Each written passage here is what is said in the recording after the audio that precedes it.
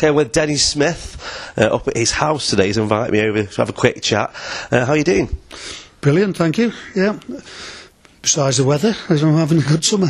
Yeah, the summer. This is a typical summer, really. Have you been watching the Euros at all? England now are in the quarter-finals on Sunday against Italy. What have you thought?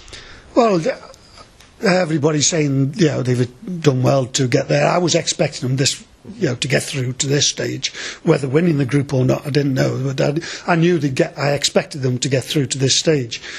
What happens now? They've got a good chance against Italy, and they seem a relaxed group who are together. We're not playing great football, but we're winning and we're not getting beat. And it's going to be interesting because once you get to the knockout stages, anything can happen. They seem as though there's a good atmosphere about the place. So I'm looking forward to it. I've enjoyed. I think it's been a real good competition. Possibly only the Republic have not been of high standard. The football's been outstanding. It's a shame because there's a couple of Stoke players playing for the Republic of Ireland, isn't there? Yeah, obviously, they are there, and I was hoping they'd do well. I know Len and John well. John played for me at Wrexham, so and it's great for them to be able to go to something this time, and they'll be very disappointed with their performances, considering what they'd done prior to that to get there. It was a great achievement to get there and perform the way they did in the Euros. They'll be very disappointed. Yeah, of course. What have you thought of the last season for Stoke City, being a Stoke City legend yourself? Well, it's been hard work. Being in the Premier League is hard work. The amount of games they played, everybody said, well, used to play 60, 70.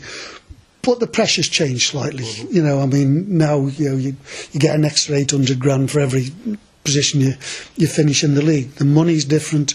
They had a lot of games in Europe, a lot of travelling, more travelling than anybody else who played in Europe. So towards the end, I thought they looked a bit jaded. But we stayed up again. We had got to the last 32 in Europe, quarter-finals of the FA Cup again. I think we've got to be careful that we don't get carried away and think that we should be winning the league. To stay in the league is the first priority, and all the extra bits. Everybody who went on that European trips had a fantastic time, and it'll live in the memories. Hopefully we'll be able to do it again if we continue to stay in the Premier League, which is the main importance. Yeah, you'll remember the last time, obviously, Stoke were in Europe. Yep, it was a long time ago, and I enjoyed it. As unfortunately we went out fairly early, and that was frustrating for me because I wanted to be playing in those games against the top players in Europe. So Stoke City this season, what do you think Tony Pulis has got to do to, maintain the position as they are? There's been a few rumours about players that are coming in, maybe Michael Owens, etc. Do you think that'd do a job? Well, there'll always be rumours at this time of the year because nothing's happening. Yeah. So the media have got to fill the pages. What happens at this time of the year is managers, if they've got any sense, clear off on holiday because they know nobody's going to do any business. Major business. The major business will start sort of end of this month. Throughout July, it'll get manic, and people will start making decisions. What's happening now? Everybody's feeling one another out. Can I go there? Can I go there? Oh, everybody wants to go to Man United, Man City, Barcelona, Real Madrid. And then the brains kick in beginning of July, and they decide I'll accept Port Vale or Crewe or Stoke or whatever. The sense comes into it more once you get closer to the season starting. So once they're all back in training, which is the beginning, the middle of the next month, then you'll see a lot more action. But at the moment, it's just media talk and people feeling the way. They will be talking to players. They'll be talking to players' agents, they won't be talking to players. Players will be on holiday as well if they're not playing in the Euros. And there'll be a lot of toing and froing going on. Yeah, we want this. No, we'll give you that. We want that. And finally, everybody comes together towards the end of July. Yeah, you mentioned agents. I think it's totally different now how agents work. They probably tapped up Christmas for this season, and... I remember you, we've joked about me being a Port Vale fan before, and I remember you coming down to Vale as Sunderland manager when they got promoted. So as a manager yourself in them days, what do you think's different now? Do you have to really get in there and work with agents? Well, you have to know your agents, but I mean, in the end, a lot more has been taken off the managers. There's very few. Even Alex Ferguson doesn't do the amount of work he used to do as far as players' contracts and everything. It's all done now by chief execs, agents, and they get to know the ones they can trust, the ones they can work with, what deals they can do, who to believe, who not to believe, and it's only the same. Where we used to do manager to manager, now it's agents to chief execs a lot of the time. Chairmen have input, managers have their say yeah, I want him, go and get him to me, and then somebody else does the deal. And so that side of it's changed, and sorting out the contracts has changed. I mean, Tony Pulisic's been away, but Robert Tooth signed a new contract.